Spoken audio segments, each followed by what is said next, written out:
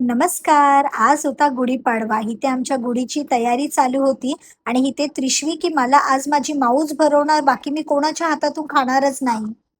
गुढीची पूजा करून सगळ्यांना आम्ही गुढीपाडवा विश केला आणि आमचं हे नवीन जोडपं बघा किती छान वाटतंय ना आणि किती लकी की पहिला गुढीपाडवा हा गावी आणि इकडे आला सौरभ जो रात्रीचं बनबावरीचे आम्हाला खेळ करून दाखवत होता.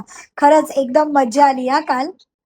संध्याकाळी रेडी होऊन आम्ही निघालो आमच्या बावड्यामध्ये फिरायला आणि जाता जाता ही आम्हाला माकडं भेटली. आम्ही माकडांसाठी खूप काही खायला घेऊन गेलो होतो आणि ही बघा ह्या आमच्या दोघी त्या ह्यांना सनरूफमध्येच उभं राहायचं होतं आणि इथे छोटे छोटे माकडाचे पिल्लू पण होते. त्यांना आम्ही पाव, बिस्किट खूप काही खायला दिलं आणि हा जो आमचा गगनबावड्याचा व्ह्यू आहे आणि हा जो घाट आहे, हा खूप डेंजर आहे खरंच एकदम कारण की त्याची वळणं वगैरे, पण इकडची ग्रीनरी आहा! अमेझिंग. आम्ही दर्शन करायला निघालो पहिलं गगनगिरी महाराजांच्या आश्रमामध्ये आणि जाता जाता हा सुंदर कोरलेला गणपतीचं दर्शन केलं आणि थेट पोचलो आश्रमाच्या इथे गडावरती. तिकडून निघून आम्ही आलो सनसेट पॉइंटला. काय व्ह्यू होता यार! मी ह्या पॉइंटवर फर्स्ट टाईम येत होती.